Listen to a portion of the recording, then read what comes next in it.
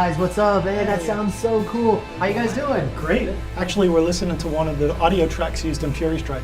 Everyone, you remember Patrick. He's our professor here at Full Sail University for game development. And of course, Daniel. He's our lead producer / designer on the game Fury Strike.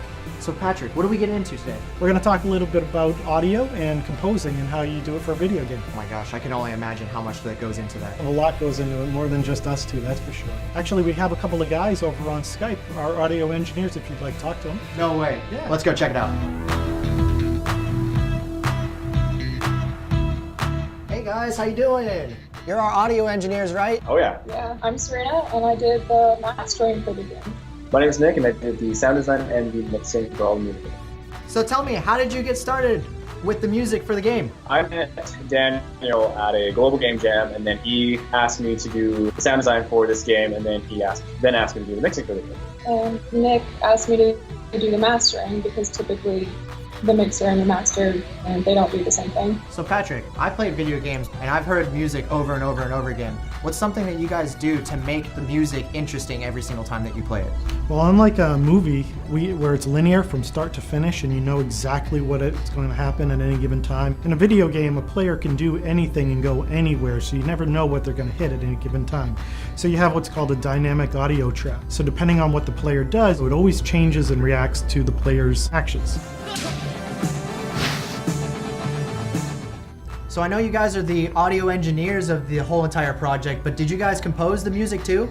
We did not. Actually, the music composer is my brother. He lives in Colombia, South America, and once he had all the tracks ready, he sent them to these guys for mixing and mastering. What did you guys do as soon as you guys got the tracks? As a mixing engineer, I was in charge of putting all the instruments together and getting the best blend. Beat down! And then once I got it, I cleaned everything up frequency-wise so that all the instruments were heard and clear. Then I basically took the loudness level of the song and made it industry standard for what goes into a video game.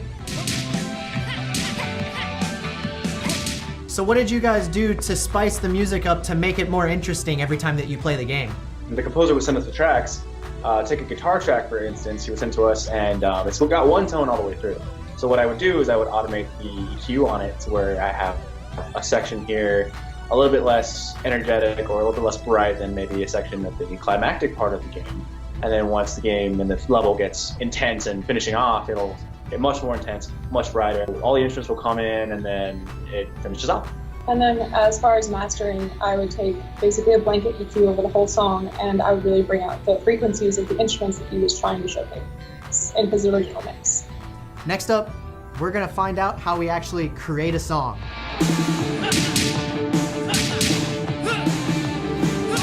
So Daniel, I saw your visual mood board. Did you actually make an audio mood board? What we did was set up a YouTube playlist with songs from the 80s that matched the mood that we wanted for each level. 80s pop and 80s rock, like Van Halen for a lot of the guitar-heavy songs. Definite 80s synth. And I shared those songs with the composer so he could get inspiration and create the music for our levels. So you talked about characters having two different songs. Do they have their own motivations in their songs? Absolutely, yes. The main protagonists have their own motivations of growing up in a rural area and fighting for revenge, as to where some of the antagonists and some of the bigger characters have their songs are more towards their background, I should say. So we've met Toby, our level 1 character. Can you tell a little bit more about Toby? Toby is the first character you have to face when you start story mode in the game. His goal here is to actually stop the hero from going into this path of vengeance. But he's also a joker, so we're trying to incorporate all of these elements into the song. So what were some song references for Toby's character? Well, because it's also the beginning of the story, we want something that kicks in and sets the player in the 80s mood. So we looked into songs such as Eye of the Tiger, Hungry Like the Wolf, and that's kind of what we went for with his inspiration. So it sounds like you guys have to make the music for each of the levels recognizable for the characters. How did you guys do that? We'll take Toby in particular. So for Toby's level, I put heavy emphasis on the drum set, just because he's more of a heavy set dojo guy. You want to build more of the percussion set. versus Typhoon, where he is the main antagonist. His theme has a heavy emphasis on the guitars, because he's this big, looming destruction character. Can we hear it? Absolutely.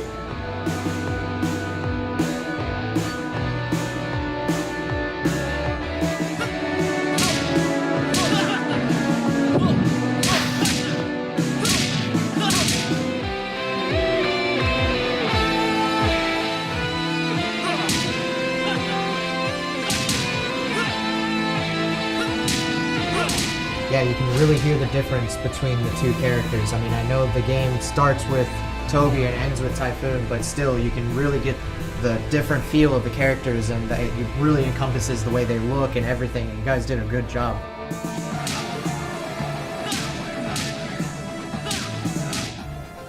So I know our composer lives in South America, and these guys, they live in Seattle, Washington. How did you guys communicate? Well, outsourcing is a really important part of video game development in general. We work with people from all over the world, and one of the most important things is to establish a mode of communication, and whether it be Skype or email or even conference calls. The time zones are the biggest hindrance when you have different countries. The time zone, sometimes it's day versus night. So that's where clear lines of communication are the most important thing that you can establish when you're doing outsourcing. Having the ability to reach the people that are doing the work, give them feedback on the work that they're doing, and then have a proper turnaround without having 2 or 3 days lag is critical. That'll make the difference between a successful outsourcing endeavor and a failed outsourcing endeavor. So specifically, how did you guys communicate? For the whole team, we had set up a Google Drive repository where we share all the design documents, all the mood boards, the concept art, and specifically with them, all the tracks the composer has been creating. For communications, we use a lot of Skype, also Discord. We have a Discord server set up with different channels for art, programming, sound, and that's where they will do most of the communicating. It takes a lot of practice, and there's a lot of things that go into it. You don't realize it until you've actually done it. Communication, languages, different connections in different countries, they have different internet. So sometimes you have problems uploading large files. That just sounds like a whole bunch of issues. What's the benefits of it then? Well, from a creative standpoint, you get to work with people all over the world. You get to build a global team, as opposed to saying, I'm going to take the best people in my area. That's You true. get to say, I'm going to take the best people in the entire world, I'm going to put them together, and I'm going to create a game using that talent. Yeah, so it's a worldwide effort. So for you guys, was it difficult working off-site? It could be a little challenging at times just because we didn't have an exact idea of what the game direction it was going to and what it looked like for some of the levels. But at the same time, it was really fun, really easy, because Daniel and Eduardo both had a very clear vision of what they wanted, and they communicated to us extremely well, and we were just like, okay, we'll do it for you. So it sounds like if you do it right, outsourcing can be a huge benefit to any project. Absolutely.